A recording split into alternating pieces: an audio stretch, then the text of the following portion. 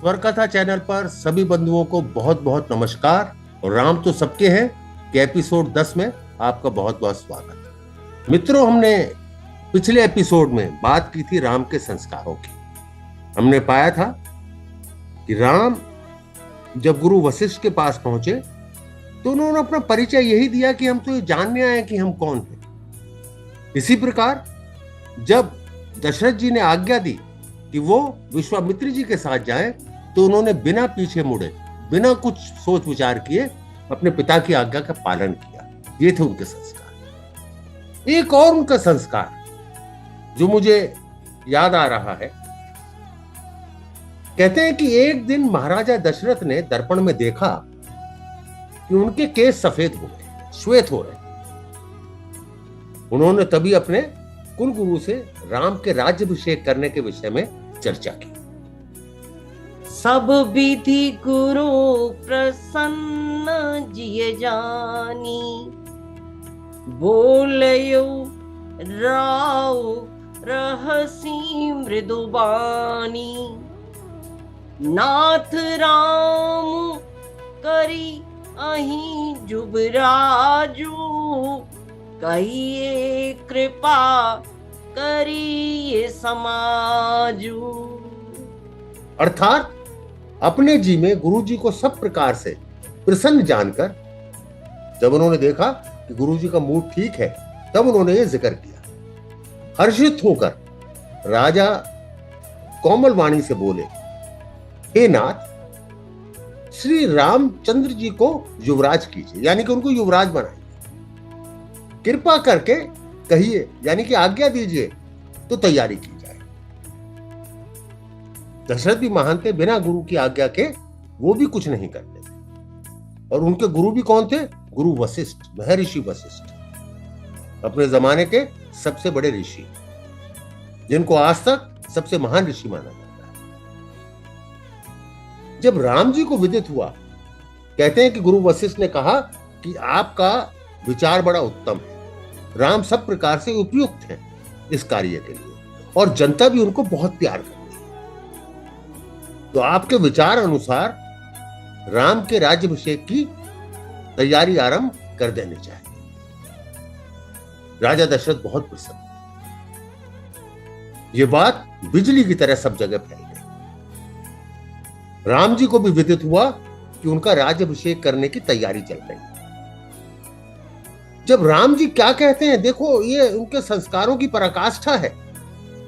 जन में एक संग सब भाई, भोजन शयन केली लरिकाई। करन वेद उपबीत बिहाहा, संग संग सब भय उछा। अर्थात हम सब भाई एक ही साथ जन्मे। आप सभी लोग जानते हैं, जब पुत्र की प्राप्ति के लिए यज्ञ हुआ था, राजा दशरथ जी ने जो यज्ञ का आयोजन किया था, उसके बाद उनके यहाँ 4 संतानों ने जन्म लिया, राम जिसमें सबसे बड़े। श्री राम कहते हैं, हम सब भाई एक ही साथ जन्मे। खाना, सोना, लड़कपन के खेल कूद, कर्ण छेदन, यज्ञोपवीत और विवाह आदि उत्सव सब साथ साथ ही हुए। विमल वंश येहु अनुचित एको, बंधु बिहाई बढ़ही अभिषेकु। प्रभु स्वप्रेम पछितानी सुहाई, हरौ भगत मन के कुटिलाई। परंतु देखो कितना बड़ा प्रश्न चिन्ह लगा रहे हैं वो इसके ऊपर कि उनका राज्याभिषेक किया जा रहा है। तो दोहे का अर्थ है, पर इस निर्मल वंश में यही एक अनुचित बात हो रही है। वो इस जो परंपरा है सबसे बड़े भाई को राज्याभिषेक करने की या सबसे बड़े भाई को राजगद्दी सौंपने की, उस पर ही एक प्रश्न चिन्ह लगा रहे हैं। राम कहते हैं, पर इस निर्मल वंश में यही एक अनुचित बात हो रही है और सब भाइयों को छोड़कर राज्याभिषेक एक बड़े का ही हो रहा है। क्यों? तुलसीदास जी लिखते हैं कि प्रभु श्री राम जी का यह सुंदर प्रेम पूर्ण पछतावा भक्तों के मन की कुटिलता को हरने वाला है।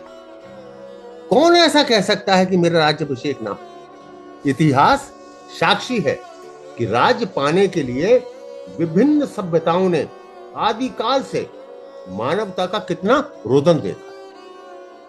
राज सिंहासन पाने की लालसा में पुत्र ने पिता का, भाई ने भाई का रक्त बहाया। उधर राम है जिन्हें इस बात का शोभ है कि केवल उन्हीं का राज्याभिषेक क्यों हो रहा है। क्या हम इस बात की अब कल्पना भी कर सकते हैं कि ऐसा हो सकता है? आज जब छोटी छोटी जायदाद के लिए लोग मुकदमे लड़ने लगते हैं, एक दूसरे का खून हो जाता है, मर्डर हो जाता है, वहां राज्याभिषेक होने के कारण कि उनका राज्याभिषेक हो रहा है, राम शोभ में है। उनको दुख हो रहा है इस बात का कि केवल मेरा ही राज्याभिषेक क्यों हो रहा है। इस प्रकार का विचार केवल राम जैसे संस्कारवान पुरुष में ही आ सकता है। विधि का विधान देखिए और विवेचना कीजिए राम के अनुपम संस्कार। आज के लिए बस इतना। आगे और भी जो राम के गुण हैं, असाधारण गुण है जो राम, जिनके कारण आज हम और आप लोग बैठ के उनकी चर्चा कर रहे हैं, कुछ और भी बातें कर रहे हैं। हाँ, एक निवेदन एक बार फिर से कर दूं, यदि आपको ये चैनल पसंद आ रहा है और हमारी वीडियोस अच्छी लग रही हैं तो कृपया करके इस चैनल को सब्सक्राइब अवश्य करें, जिससे राम के असाधारण गुण जनमानस तक पहुंचे और वो उसका अनुकरण करने के लिए प्रेरित हो और एक समाज में एक शुद्ध वातावरण बने, संस्कारवान बने समाज, आने वाली जनरेशन संस्कार। जय श्री राम, जय श्री राम, जय श्री राम।